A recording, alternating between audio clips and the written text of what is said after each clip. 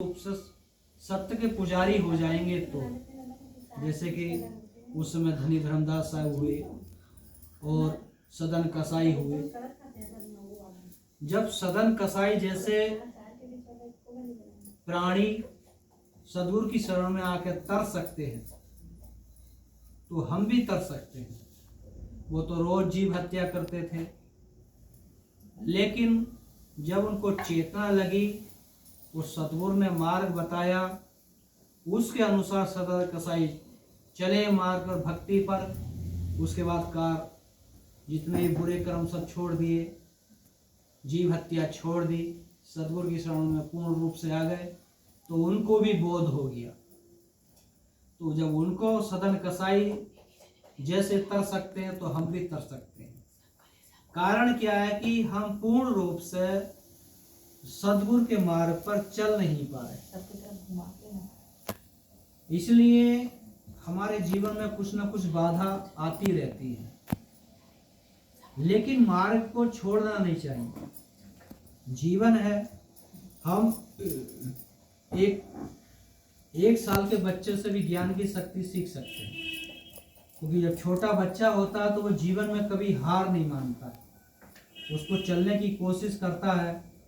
शुरू में पेट के बल चलता है, फिर घुटनों के अनुसार चलता है, फिर गिरता है, चढ़ता है, ऐसा चलते चलते फिर वो दौड़ने लगता है।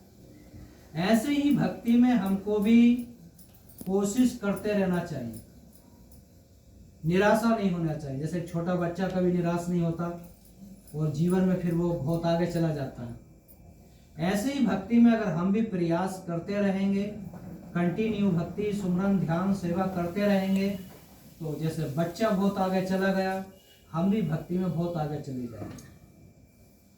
कारण क्या है कि हम कोशिश नहीं कर रहे, वहीं पर बैठे हैं, चलने की कोशिश नहीं कर रहे। जैसे बच्चा चलने की कोशिश किया, उसको सफलता मिली।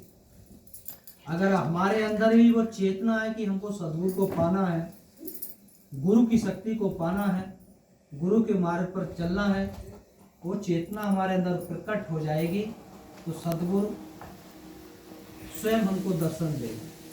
वो ये प्रमाण है, जिन संतों ने भक्तों ने सद्गुरु के मार्ग पर चले, सद्गुरु ने उनको जाकर दर्शन दिए। बहुत सारे प्रमाण हैं जो सद्गुरु ने उनको दर्शन दिए। इसको राजा इब्राहिम की कथा है।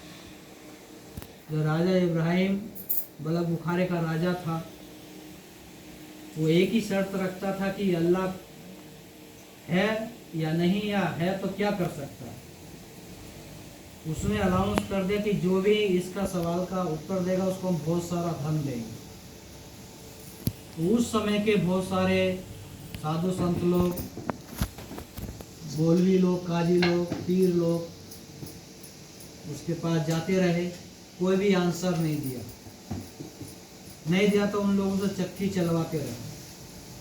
तो 84 सिद्ध, जो अपने आप उस समय सिद्ध संत मानते थे, सिद्ध फकीर मानते थे, तो उन लोगों ने अर्जी की, क्योंकि कबीर साहब का नाम उन लोगों ने सुना ही था कि कबीर साहब काशी में प्रकट हुए अपनी ज्ञान शक्ति से, अब वही हमारा उद्धार कर सकते हैं। तो सब 84 सिद्ध संतों ने कबीर साहब की वहाँ पर अर्जी की, उनसे अपने हृदय से प्रार्थना की कि आप हमारे बंधन आप ही छुड़ा सकते हैं। तो सद्गुरु कबीर साहब वहाँ काशी से बलक बुखारे गए। जाने के बाद राजा को के पास गए। राजा ने कहा, भाई आप अल्लाह दिखा सकते हैं या अल्लाह क्या कर सकता है?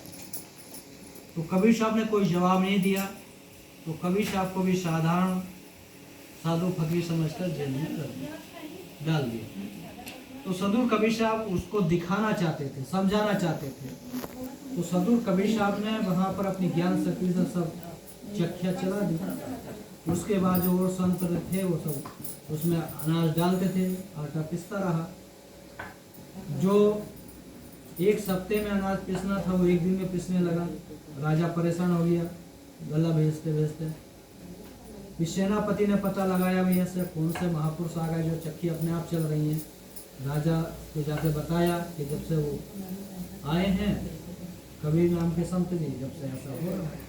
तो फिर राजा आया, सदगुरु उसका आंसर दिए भी अल्लाह ये कर सकता है, देखो चक्की अपने आप चल रही है, संत लोग अपना भजन कीर्तन कर रहे हैं और अल्लाह भगवान कुछ भी कर सकता है, पूर्ण सतगुरु।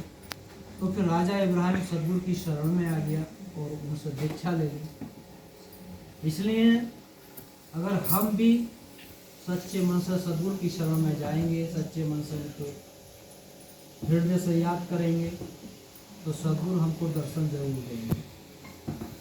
जिसको सतगुरु ने कहा कि लाली मेरे लाल की जिद देखो तितलाल, लाली देखकर मैं चली मैं भी हो गई लाल। कोई व्यक्ति किसी के कहने सुनने से किसी गुरु दरबार में गया, उसने वो लोग सेवा कर रहे वो भी करने लगा, उसके मन में जिज्ञासा हुई,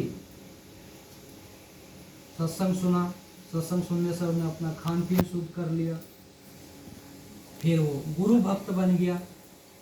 गुरु भक्त बन गया तो गुरु मार्ग पर चलने लगा, भक्ति करने लगा, उसको आनंद मिलने लगा।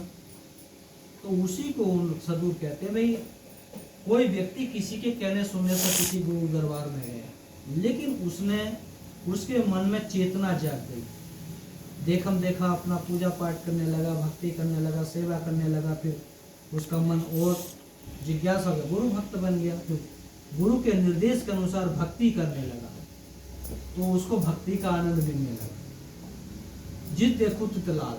अब वो सदगुरु समझा रहे कि